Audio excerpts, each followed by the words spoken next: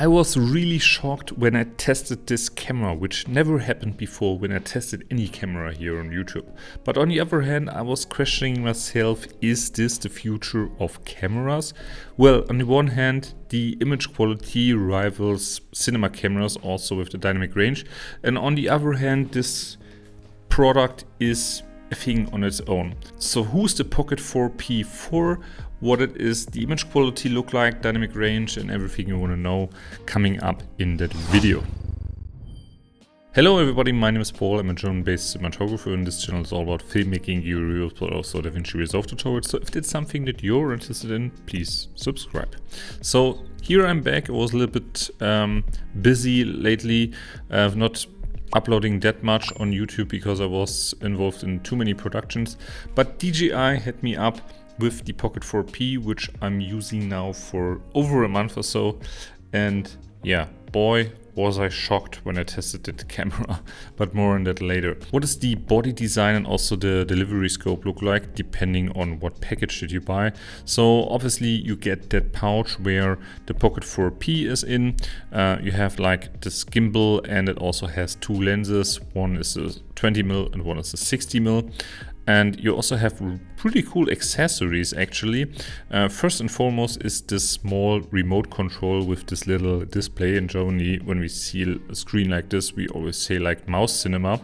But this thing is actually pretty cool because you can control your Pocket 4P from that one. Then you also have a little light on top. Then you have a microphone and defilter set. And then you have like this thing, this extension here where you can mount on this little tripod here. So, and you have two pouches, which I'm kind of confused. Why are there two pouches? Why they don't fit everything in one pouch? But it is what it is. Overall, that is what you get with the Pocket 4P. Then I was asking myself, is this better than your phone but worse than your actual camera? Well, the phones these days are pretty neat when it comes to image quality, so I was testing it against my iPhone 15, and I was also thinking like, how does it compare to my best camera that I own, which is the Red Dragon, which used to cost around $50,000 actually. So I was pretty shocked when I tested that.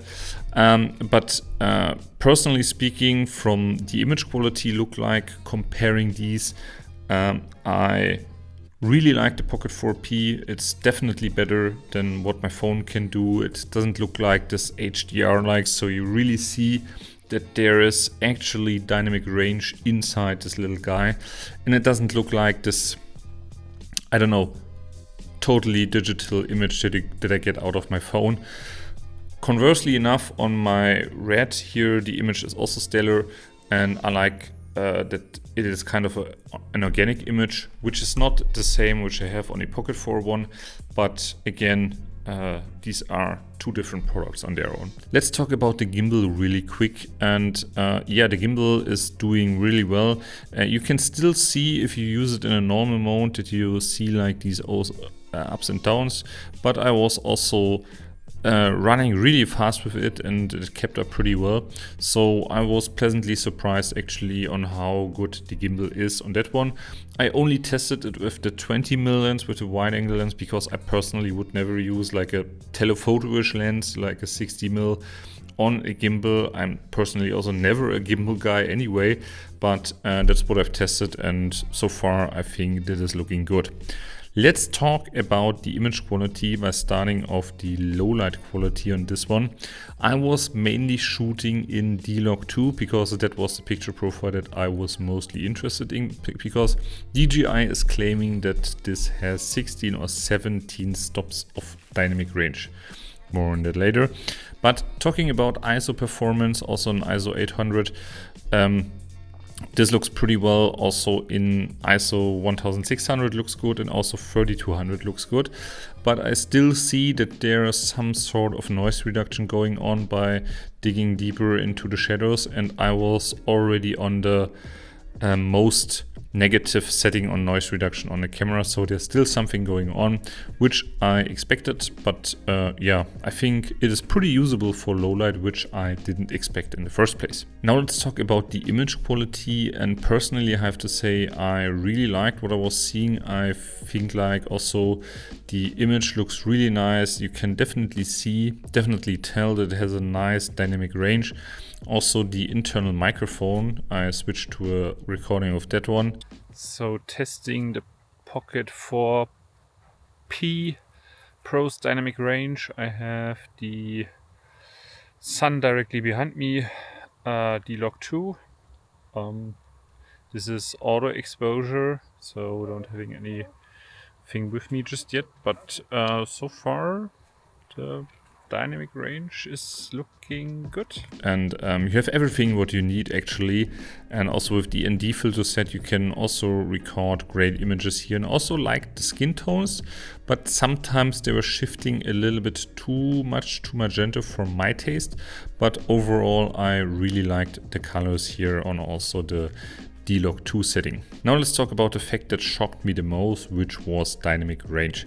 So when DJI sent me this Pocket 4P, they sent me a spec sheet, and when it comes to dynamic range, they were always referencing the Alexa 35, and I was like, okay, that's a nice marketing gag, and I was kind of expecting a little bit, but I was not expecting what I got out of this camera. But I also did then my over and under exposure test to see how's the latitude really look like. I figured that the middle gray point is about 31 IRE, which usually could mean that there are potentially more stops in the highlights resolved when you have that low of an IRE. So what I basically did is then I used the USB-C to HDMI cable, which I then put it into my small HD, and I set my zebras to exactly 31 IRE, pointing it at my gray card, and when I hit that's 31 IRE, I use the shutter for over and under exposing respectively. So my first test I did with ISO 100 because I was thinking like that this is the actual base ISO of D-Log 2, and if we underexpose on -1 and even -2 stops, everything looks great. -3 is what I would say is the maximum. If you go past that, you see like artifacts, and also the further you underexpose, the more you introduce like a color shift. But overall, -3 stops is definitely a solid result. Then I did also my overexposure test, and also here overexposing 1 stop, 2 stops, 3 stops, all looks great, right? And also 4 stops looks great, and that is mostly the point where other cameras start to clip past 4 stops, and even 5 stops looks good, but 6 stops, then I had like the skin clipping. So I would think like that about 5.5 stops is like the overexposure, which is in total then 8.5 stops of exposure latitude, which is pretty insane because my RED, which I don't have placed here, but has like 9 stops, and that's the highest ranking that I got here when I did these tests. But I also did another test with ISO 800 because as I digged more into that, I also figured out that ISO 800 should be where which is the base exposure index, and where also DJI did their tests on. So I did also my test with ISO 800. And under exposure, we see like the same result. We see that compared to ISO 100 -3 stops, the lower ISO setting looks better because we have a little bit less noise, but also -3 at ISO 800 is usable. But if you do some noise reduction, but past that, I wouldn't use it. So then I did my overexposure, and then began the part where I was totally blown away, because also 4 stops looks great, 5 stops, we have seen that, 6 stops looked great. Then I went on to 7 stops, and I was like, never is that gonna happen when I did the test. And I got back to the computer, and I was shocked that I still had detail in 7 stops. So I did my test again. overexposing even further, going up to 8 stops of exposure, of overexposing this one, and we still can pull it back without any clipping. This is absolutely insane. So then went on to 9 stops, and then there was also no more shutter that I could lower go than that to expose it even further. But anyway, at 9 stops of overexposure, we can finally see some skin clipping here. So that means probably because I couldn't dial it in that precisely on the shutter here, it should clip somewhere around 8.5 stops of overexposure, which in total is then 11.5 stops of exposure latitude, which is 2.5 stops more latitude than I have on my Red Dragon, which is absolutely mind-blowing what DJI put into this camera and how they actually achieved it. And I was also thinking like, hey, maybe they have like a dual gain kind of technology here. So also did like a really like a little bit of an rolling shutter test, pointing that one out of my car, and you can still see that there is like a little bit of bending, but it's not that high. So really usable rolling shutter. I don't have any exact numbers, but from what I'm seeing, the rolling shutter performance is absolutely great. So now my final summary on the Pocket 4P. I'm still impressed by that camera. How I would basically use it is I see it very useful for content creation. So if you do like YouTube, it makes it very easy to pull it out of your pocket. Just tap the screen here and then you're ready to go. That's really fast. And also like the auto exposure makes it really easy for you, even though you can put on NDs and stuff like that. So I think it's really great for content creation wherever you go, because it's so lightweight and it basically fits in your pocket, which I really like. So that's one use case where I would use it for. I also would use it for traveling, also doing like family videos, vlogs and stuff like that.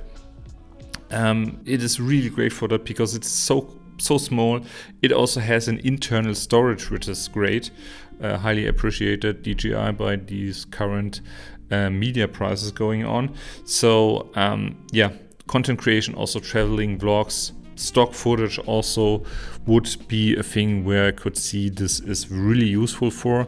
I used it also a lot of for BTS, for my recent productions that I had. So that would personally my most used case in the future as a kind of a BTS camera. So I really like that one. Would I personally use it on a client shooting? And that's a tough question, because from the image quality and everything like that, absolutely, can absolutely do so. But showing up on a client shoot with that small of a camera makes you look like a little bit ridiculous, which is kind of unfair, because now these days you still like getting judged by how big or professional the camera appears that you pull out of your bag, even though that has nothing to say about how good or bad you are as a filmmaker. But it's just the kind of perception that's going on in the people's heads.